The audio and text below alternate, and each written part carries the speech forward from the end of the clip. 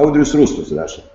Ar neatrodo, kad Rusijos žmonės dėl 100 metų vykdomos propagandos iki šiol negali atskirti realybės nuo melo? Reiškia, Audrius Rustus mano, kad Rusijos žmonės dėl 100 metų vykdomos propagandos šiandieną neatskiria realybės nuo melo. Na, pabandom dabar panalizuoti šitą teiginį ir šitą klausimą.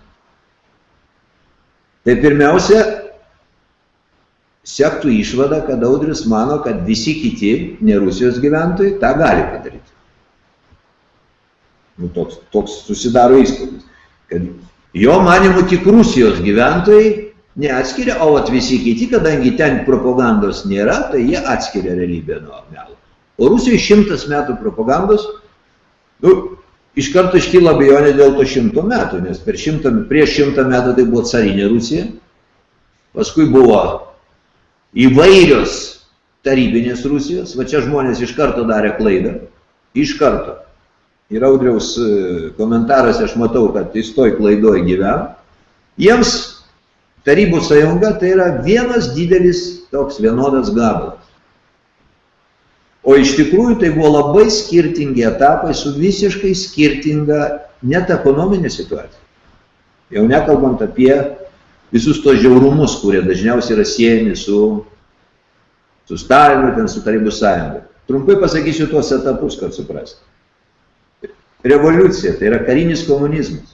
Tai nuo 17 metų iki ten kažkur 20. Paskui yra NEPAS. Naujoji ekonominė politika. Vėl ten keletą metų. Paskui nuo 30 metų prasideda industrializacija. Jie ruošiasi karui. Toliau yra karas. Vėl kita istorija. Toliau yra pokaris. Maždaug iki Stalino mirties. Visiškai kita ekonominė sankloda. O tarp kitko, pasakysiu greičiausiai daugam naujieną, bet va toj Stalino laikotarpyje buvo skatinamas kooperatinis judėjimas. Tiek buitinių prekių gamybai, tiek žemės ūkyje.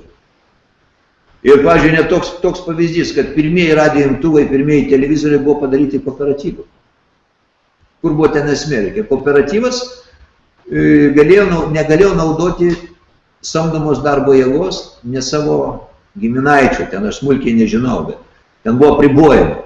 Bet buvo privati nuosavybė, tokia nuosavybė savotiška, pajai kooperatyvė. Bet buvo skatinama iniciatyva ir žmonės galėjo atgaminti, ką nori ir pardavinėti ant toj rinkoje vietoj. Ir, pavyzdžiui, Chruščiovas atėjęs į valdžią, visą šitą likvidavo. Ir nuo to laikotarpio pradėjo trūkti maisto. Ne tai, kad maisto pradėjo trūkti, ir nomenklatūra sumažėjo to maisto. Įvairovės tokios nebeliko. Ir lygiai taip pat visokių buitinių prekių. Žmogaus iniciatyvą suvaržė. Visiškai kitas net ekonominis gyvenimas. Ir taip iki pačios pabaigos. Sakykime, jau nuo Chruščiovo ten, Brežnevo laikotarpį, toks pats ramiausias, nėra jokių ten baisių, nei kas ten sodina į kalėjimą už politiką labai, buvo politiniai kaliniai, bet jų buvo jau ten labai nedaug palyginus su Stalino laikotarpiu, visiškai kitokia epocha. Ir Gorbačiovas, kuris visą tą projektą uždarė, tai vėl kita istorija. Ir apie kiekvieną iš šitų laikotarpių būtų galima kalbėti atskirai, yra labai skirtingi, labai skirtingi. O mes suvokiam kaip vieną didžiulį darinį ištisą.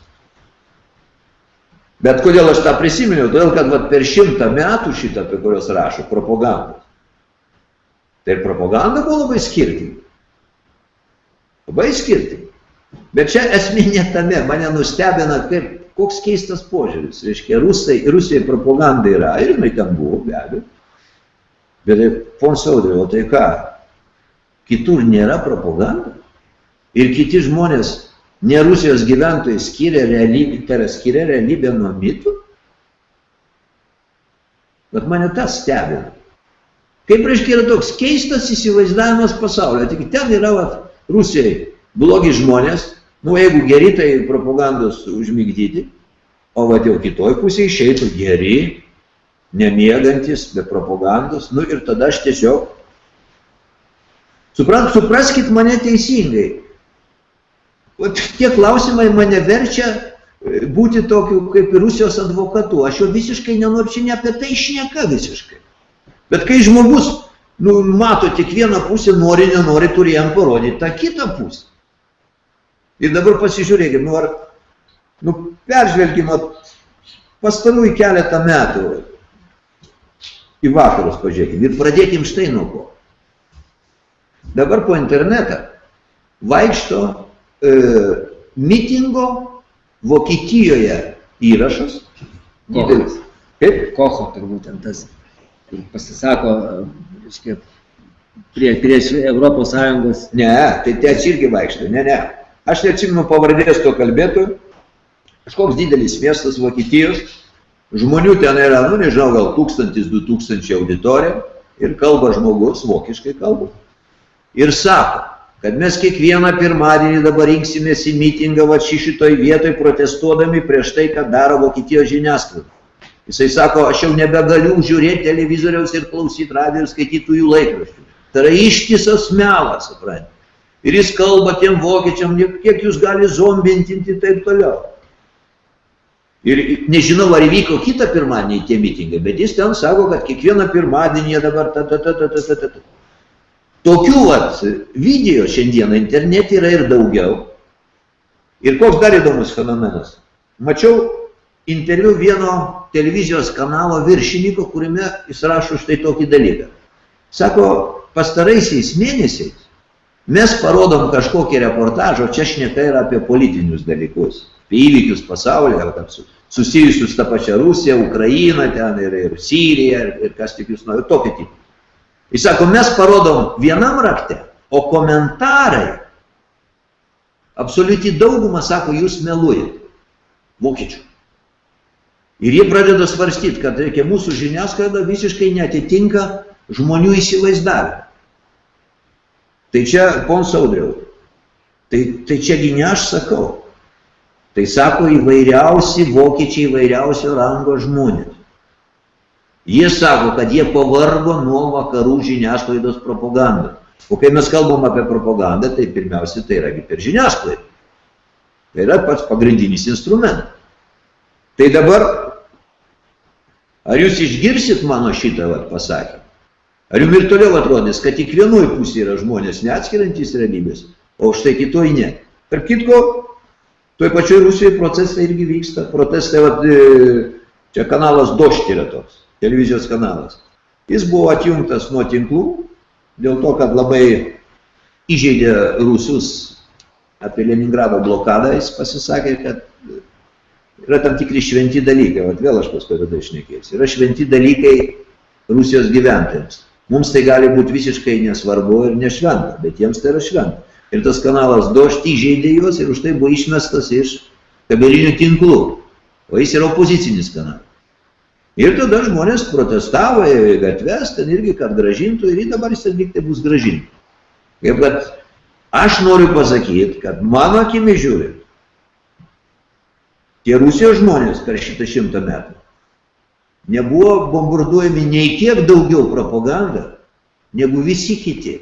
Galima ginčytis kokiais laikotarpiais, kurie daugiau, kurie mažiau, bet iš principo žiniasklaida kiekviena turi savo užsakovą. Ir dabar reikim toliau apie tą žiniasklaidą. Kaip mes matom pasaulį? Šiandieną. Užsienio žinias. Mes matom tai, ką mums parodo televizijos kanalai. O televizijos kanalai užsiprenumeruoja keletą pasaulio agentūrų žinių srautą. Tų agentūrų yra kelios, ant pirštų suskaičiuojam. Savininkai tų agentūrų sueina į nedidelį kiekį žmonių. Tai va šitie žmonės ir valdo tą vaizdą, kurį mes matom. Čia elementūra, 100 kartą apie tai kalbėjau. Ir labai reta, kas gali turėti savo šitą agentūrinį tinklą. Tai yra milžiniški pinigai, pavyzdžiui, Lietuva per maža šitą, Lenkija net per maža. Tai gali sau leisti arabų pasaulyje susimetę savo Al Jazeera. Rusai nesenai tik pradėjo dabar Rusija Today šitą. Čia prieš keletą metų jie jau susirūpino, kad reikia turėti savo propagandos kanalą. Ir jisai dabar transliuojamas anglų, arabų ir ispanų kalbomis. Ir tarp kitko turi didelį pasisekimą. Ir toj pačioje Amerikoje ten labai rimtai susirūpino, ką daryti, nes tas Russia Today pradėjo daryti įtaką. O ką tai reiškia propaganda, pavyzdžiui? Vėlgi, ką reiškia tas žodis propaganda? Propaganda gali būti ir melagingas pateikimas informacijos, gali būti tam tikras kryptingas komentavimas, o gali būti ir paprasčiausiai parodymas to, ko nerodo kiti. Vat pavyzdžiui, kai buvo Occupy Wall Street, arba dar geresnis pavyzdys, prieš porą metų vienoj valstijai Amerikoje buvo užimtas vietinis seimas, ten kokį berods mėnesį laiko jisai buvo užimtas protestuotojų. Jokia stambi pasaulio televizijos stotis apie tai neinformavo visiškai. Kur čia pirmą prigirdžiu pakartoti? Jungtinėse valstijose aš nepamenu valstijos pavadinimą. Jeigu jau labai kam reikėtų, aš suraščiau, suprantu. Užėmė protestuotojų ir laikė ten. Žinot, savaitę ar ten dvi, vienu žodžiu. Bet įdomumas tas, kad nieks nerodė, išskyrus va tą Russia Today. Jie tiesiog parodė tai, ko nesuinteresuoti ir parodyti patys amerikonai. Kitas dalykas, kad tokius visokius reikalus rodo mažos televizijos. Nu, galų galiu, mes darom naktigonę. Bet kiek čia mūsų žiūri? Tai visą tai yra marginalijos. Ir kada kalbam apie žodžio laisvę, tai dažniausiai yra taigi nieks tau netrukdo, va tu sėdi ir kalbi. Ko tau trūksta, ar ne? Eik, įkurk savo televiziją. Nu ir lyg ir teisingai, lyg ir tu gali. Bet puikiai žinom, kad įkur televiziją, kad jinai turėtų įtaką, reikia milžiniškų pinigų. Ir dar pinigų nepakaks. Nes jeigu tu eisi prieš tam tikrus politinius interesus, tau ir pinigai nepadės. O taip pakampinis, o taip kaip mes čia šnekam, nu, šnekėkit. Šnekėkit. Taip, kad žodžio laisvės niekur nėra, taip suprantamos visiškai taip jau totaliai. Niekada jos nebuvo ir niekada jos nebus. Visur yra savi interesai, yra valstybinė politika ir žiniasklaida pagrindinė daugiau ar mažiau dirbo visada tą kryptimį. Ir štai... Pagaliau tai tūkstantinės istorijos, kad istorija rašo nugalėtojai. Tai irgi propaganda. Taip, apie istoriją, taip čia... Ir dabar žiūrėkit, prisiminkim keletą vėl pastarųjų metų tam tikrų propagandinių akcijų, kurios ėjo iš vakarų žiniasklaidų. Pradėkim nuo Jugoslavijos. Kai buvo demonizuoti serbai, buvo demonizuotas Miloševičius, ir kaip to pasekoje buvo išardyta Jugoslavija, buvo atskirtas Kosovas ir šiandieną mes ten turim amžinus konfliktus, visiškai susmulkintas valstybės. Taip, ten buvo problema su serbais, ten serbai norėjo vadovauti visam šitam paradui. Ten buvo daug visokių neapykantų vienas kito atžvilgiu. Bet kaip tas buvo pateikiama ir kaip buvo demonizuojami serbai ir buvo neparodoma Kosovo albanų nusikaltimai, nu tai tie, kurie turėjo akis ir ausis, visą tą turėjo matyti. Ir kol galų gale iš tos isterijos buvo sukurtas tam tikras emocinis laukas, kuriame jau buvo galima subombarduota Serbija galutinai. Ir kaip tiesiog klasikinis manipuliavimo pavyzdys, gal kas atsiminsit, iš tų metinių įvykių buvo toks kadras, vielinė tvora ir už jos stovi toks, nu vieni čia kaulai žmogelis. Ir buvo sakomas, kad čia yra serbų koncentracijos stovykla, kurioje laikomi ten kažkokie negeri žmonės, albanai, gal aš nepamenu kas. Nu, žodžiu, čia serbai laiko savo priešus. Nu ir tai buvo rodoma kaip štai serbų nusikaltimo pavyzdys ir taip toliau. Čia va prieš keletą metų žurnalistai, nežinau kokie ten jų motyvai, bet jie nutarė atskleisti, taip sakant, pilną vaizdą. Ir papasakau, kaip ten buvo iš tikrųjų. Man šitą teko, tai buvo televizijos, Anglijos televizijos darbuotojai. Ir sako, mes ruošėmės filmuoti reportažą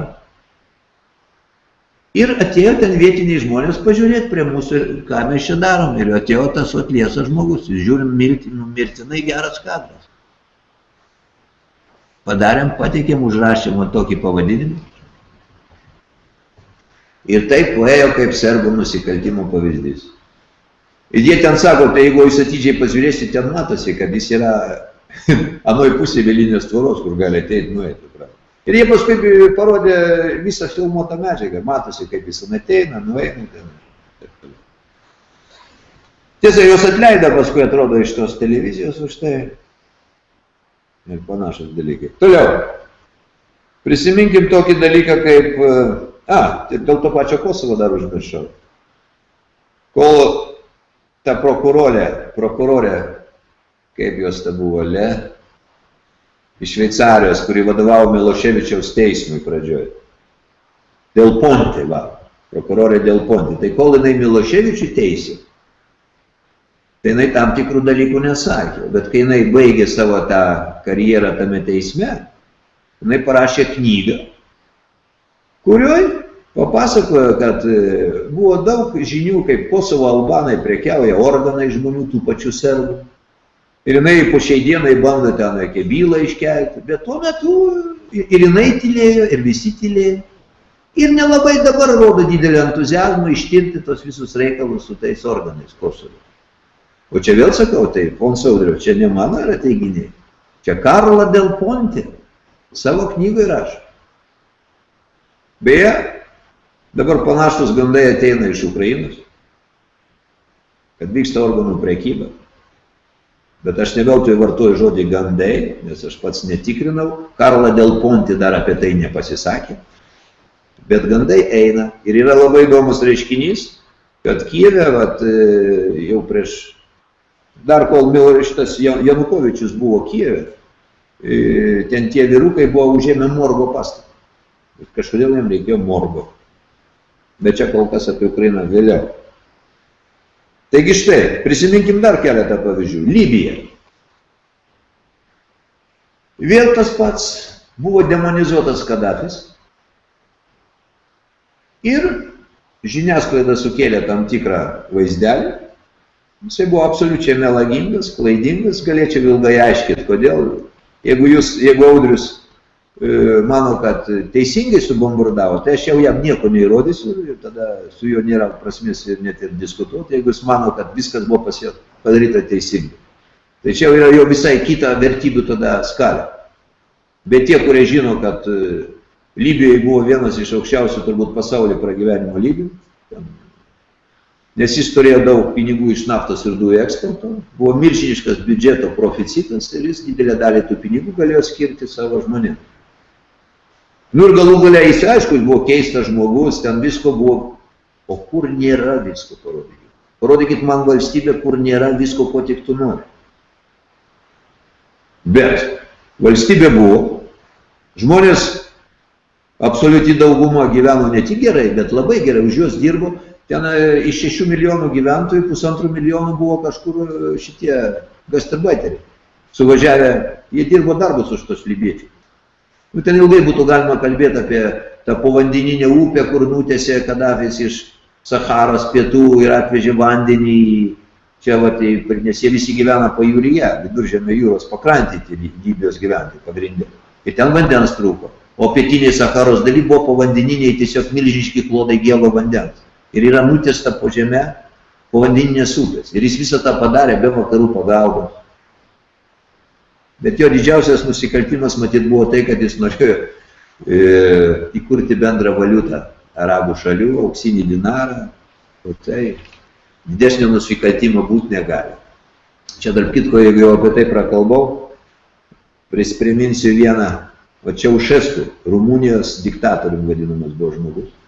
Kreipkite dėmesį, kai vyko tos visos revoliucijos, Čekoslovakijoje, Lenkijoje solidarumas, Vengrijoje, ten ir Rumunijoje, keitėsi valdžios, visur komunistinis režimas pasitraukė, tai niekur nieks nenukentėjo. Buvę vadai komunistiniai, nei Lenkijoje, nei Vengrijoje, nei čia niekas nenukentėjo. O kaip kur netgi tapo prezidentai. Ir vienintelį Čaušesku su žmona sušaudė momentą. Suėmė ir sušaudė tiesioginę metį.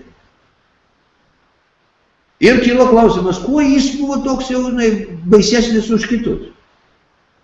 Ir tai, ką aš dabar pasakysiu, tai nėra argumentas 100%, tai yra daugiau versija. Bet tiesiog verta žinoti šitą faktą. Galima nesieti su jo sušaudimu. Bet verta žinoti šitą faktą. Čaušesku buvo savo išsikėlęs uždavinį atsipalaiduoti nuo skolų. Nes, pavyzdžiui, Lenkija, Gerekas, kai atėjo į valdžią Gerekas, jis prisėmė skolų iš vakarų. Ir Lenkai ten paskui po šią dieną atidavinėjo. Ir Rumunija buvo prasiskolinusi. Ir Čaušesku iškėlė uždavinį atiduoti visas skolas ir daugiau nebeimti ir gyventi pagal savo kišenę. Ir jis tą rezultatą pasiekė. Ten buvo vargo vakarienė. Ten visi gyveno, žinai, keletą metų suveržė diržus ant bado ribos, kaip žmonės pasakodavo, kurie ten važinėdavo. Bet jis skolas atidavė. Ir jis atsipalaidavo nuo šito to tarptautinio finansinio tokio spaudimo. Ir kaip kas teigia, kad už tai jis ir buvo. Nes nėra baisesnio nusikaltimo šitam pasaulyje, kaip neturėti skolų. Nes tu tada neimi tų popieriukų. Bet sakau, galima ir nesiekti šito su jo sušaudimu. Bet skolas jis buvo atidavęs. Šitas faktas yra realus. Taigi štai Kadafis kažko panašus į tai. Ir va šitame pačiame kontekste, vėlgi, galit kas nors susirasti vieną iš Eltos pokalbių, kur mes kalbam apie Libiją, Siriją, aš dabar nepamenu, kaip jis vadinasi, aš ten duodu konkrečias citatas iš BBC pareigūnų kalbos, kurie patys pripažįsta, kad jie falsifikavo realybę Libijos ir Kadafį rodė gerokai baisesnį, negu jisai buvo. Ir tą sako ten viena kažkokia viršininkė, BBC kažkokiam simpozijui. Aš tada skaičiau kažkokią medžiagą iš Anglijos laikraščių tarp. Tai buvo parašyta Anglijos laikraštį ir aš tą cituoju kažkokiam Eltos pokalbiui. Nu, eikim toliau. Sirija va dabartinė. Vėlgi, kaip yra demonizuojamas Asadas šitas. Akių gydytojas. Vedęs Angliją. Nesvajojęs būti jokių ten, suprantat, šito dabar valstybės vyru, bet taip atsitiko, tėvas žuvo, brolis, kuris buvo numatytas tėvą įpėdiniu. Tiesiog tėvas numirė, brolis žuvo ir jam teko paimti valdžios vairą iš savo ranką. Ir kai prasidėjo šitas visas Sirijos puolimas, visi galvoja, kad jis sudorotas bus greičiau negu Libija. Nes ten tai Kadafis, žinai, o šitas akių gydytojas toks visas, botanikas, kaip sako. Pasižiūrėkit, jau kiek 3 metų ir jis laikosi.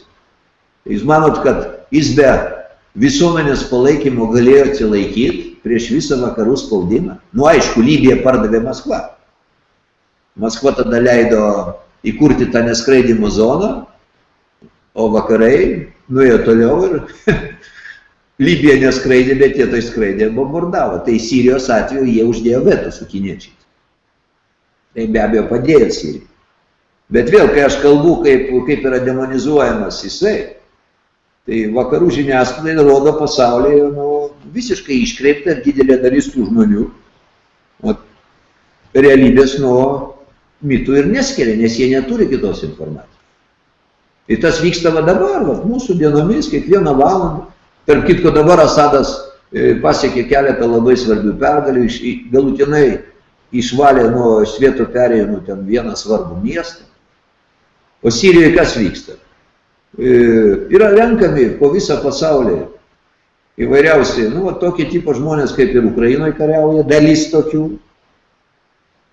Jie gauna ginklus, gauna maistą, gauna pinigų ir yra nukreipiami prieš Asado valdžią ir siekia ten net ne savo tikslų, o siekia tikslų tų, kurie jos finansuoja. Nu, taigi, mylėjai mano, ir aš Audriui Rustui tą patį sakau, tai visada kelkit klausimą, kas moka tiems? Ir kai jūs paskui atsakote į klausimą, kas moka, tada kelkit klausimą kitą, ar ko jie siekia mokėdami. Taigi ne šiaip su viskas vyksta. O ten yra keletą priežasčių, jeigu apie Siriją kalbėti. Tai yra geopolitinės priežastys, nes Sirija, paskui Iranas, paskui Armėnija, Azerbaidžanas, Rusijos pietus ir taip toliau. Tai yra tam tikri geopolitiniai interesai. Ir Sirijoje įstrigo.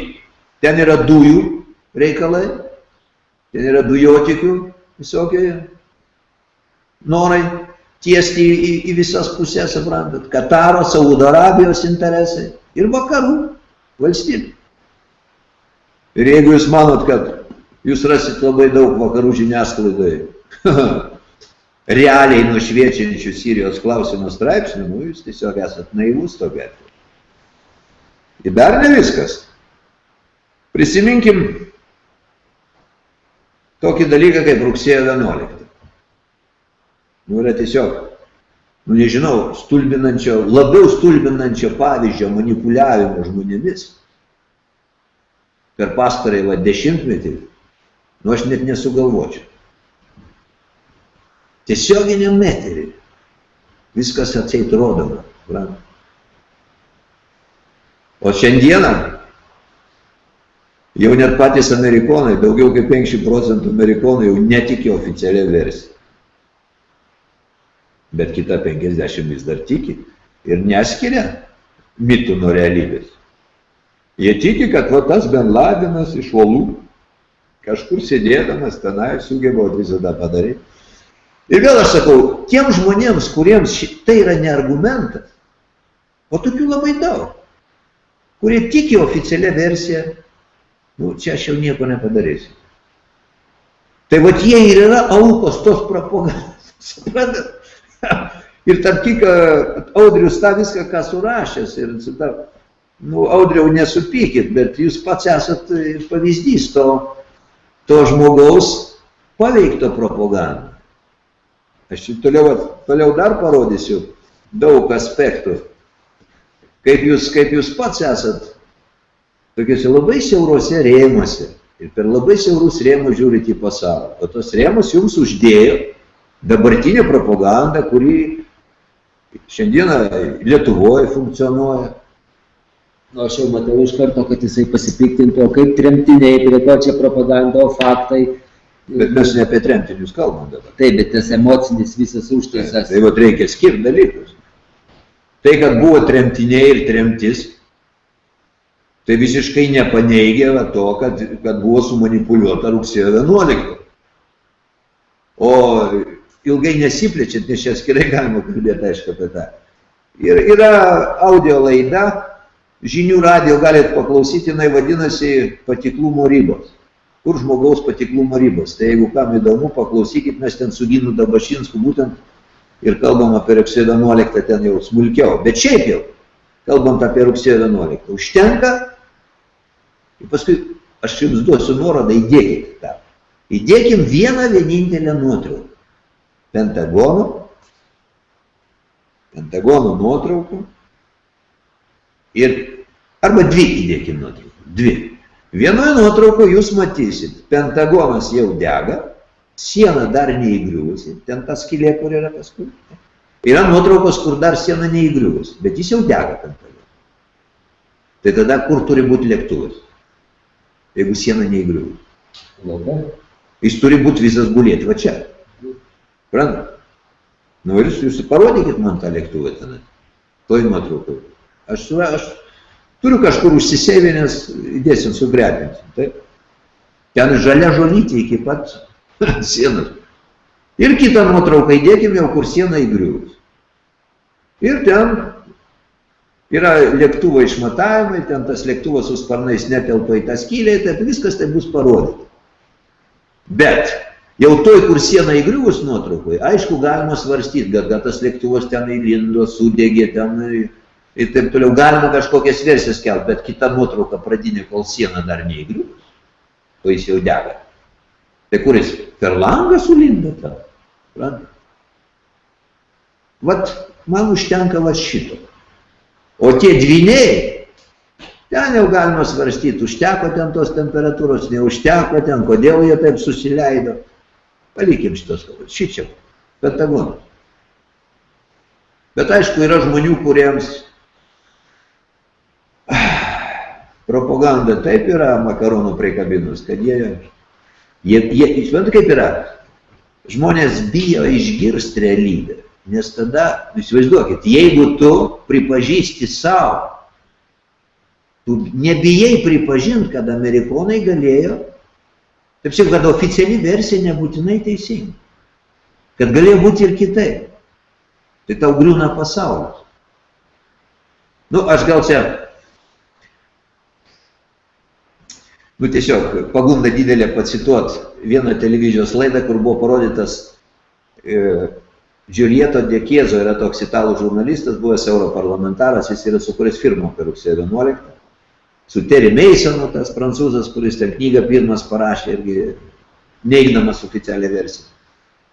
Tai vienoj laidoj televizijos rodomas buvo šitas filmas, Terry Masonas dalyvavo, tas Giulieto De Chiezo, ir ten buvo dvi stovyklos, už prieš, vieni jau taip, kiti ten. Ir ten buvo pasakyti dviejų žmonių, tiesiog fundamentalūs dalykai. Moteris, o ten dalyvavo ne šiaip žmonės iš gatvės, elitas tos visuomenės. Šiuo atveju nesvarbu nei šalis, nei kas. Čia svarbu esmė. Tai štai moteris sako taip. Pradėkim nuo vyro. Vyras rašytojas. Jis sako taip. Man labai sunku patikėti, kad tai padarė tie arabai. Labai sako sunku. Bet patikėti, kad tai padaryta yra su amerikonų žinia, aš neturiu jokių galimybių. Fundamentalus sakinys, suprant. Tai parodo, kad žmogaus baimė pažiūrėti realiai. O moteris pasakė dar gražiau. Jeigu tai, kas šitam filme yra rodoma teisybė, tada neverta gyventi šitame pasaulyje. Suprant? Reiškia, visas pasaulis jai susiveda į tai, kad amerikonai yra teisūs, kad amerikonai yra visada geri. Ir jeigu yra ne taip, kaip sakė tai pradžioj, Darius, jeigu rinkimų tokie rezultatai, tai gal tada eina viskas velniop. Ir pabaigai apie šitą propagandos mechanizmą Gruziją.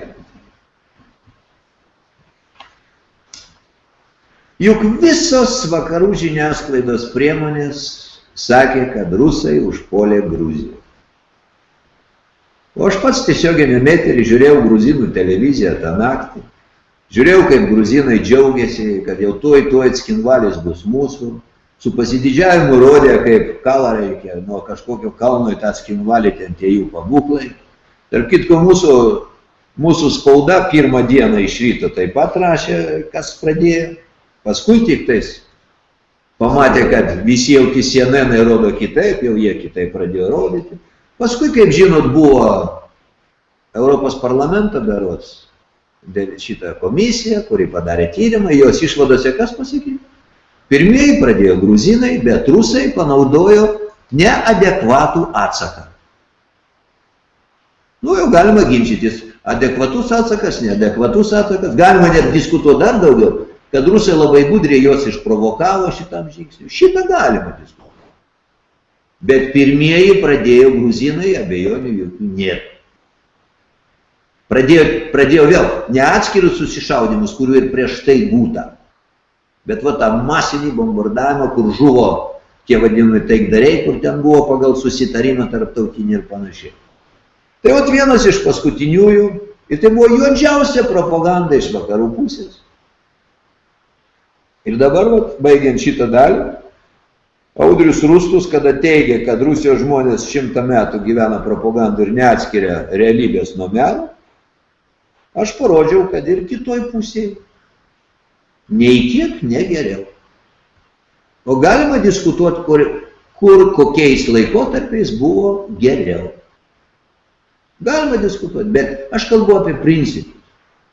Jeigu jis mano, kad tai tada tegu pasako, kur aš neteisus iš tų pavyzdžių propagandų.